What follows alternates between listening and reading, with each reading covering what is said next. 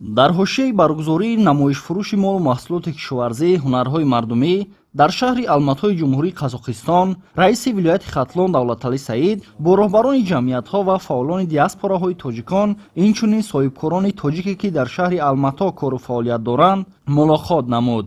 Зимни вохӯрӣ аз шароиту имконоти мусоиди ҷумҳурии Тоҷикистон дар самти қонунгузорӣ, имтиёзҳои давлатӣ ва андозбандӣ, мавҷудияти ашёи хом ва маҳсулоти кишоварзӣ, пешбинӣ гардидани тахфиф барои интиқоли молу маҳсулот ба хориҷи кишвар тавассути роҳи оҳан ва кифоя будани қувваи корӣ барои бунёди коргоҳу корхонаҳои истеҳсолӣ ибрози андеша карда шуд. Ҳамчунин аз ҳамватанони бурунмарзӣ ва соҳибкорони тоҷик даъват ба амал оварданд, ки бо ҳисси баланди ватандӯстӣ дар ободиву пешрафти соҳаҳои гуногуни Тоҷикистон, инчунин вилояти Хатлон ҳиссагузор бошанд. Иттилоъ дода шуд, ки дар шаҳри Алматои ҷумҳурии Қазоқистон 3 ҷамъияти тоҷикон ва даҳҳо соҳибкорони тоҷики муқимии ин шаҳр дар самту соҳаҳои гуногун, махсусан соҳибкорӣ кору фаъолият дошта, пайваста ба ҷумҳурии Тоҷикистон рафтуомад ва робитаҳои зичи ҳамкорӣ доранд.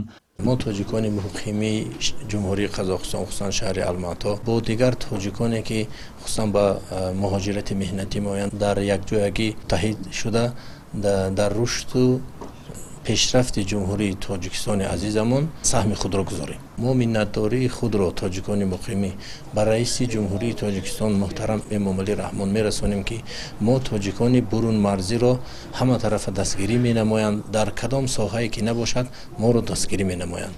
мо миннатдор ҳастем. дар муаррифии таъриху тамаддун, урфу одат ва молу маҳсулоти Тоҷикистон дар ин давлат ҳиссагузорӣ менамоянд. Соҳибкорони тоҷики муқими ҷумҳурии Қазоқистон бо ҳисси баланди худшиносӣ ва ифтихор аз миллати тоҷик буданашон иброз доштанд, ки Тоҷикистони соҳибистиқлол хонаи умеди ҳар як тоҷики рӯи замин ба ҳисоб рафта, рушду тараққиёти он таҳти сиёсати бомуваффақи асосгузори сулҳу ваҳдати миллӣ, пешвои миллат, президенти ҷумҳурии Тоҷикистон муҳтарам Эмомалӣ Раҳмон боиси рӯҳбаландию ифтихормандии ҳар як тоҷик гардидааст.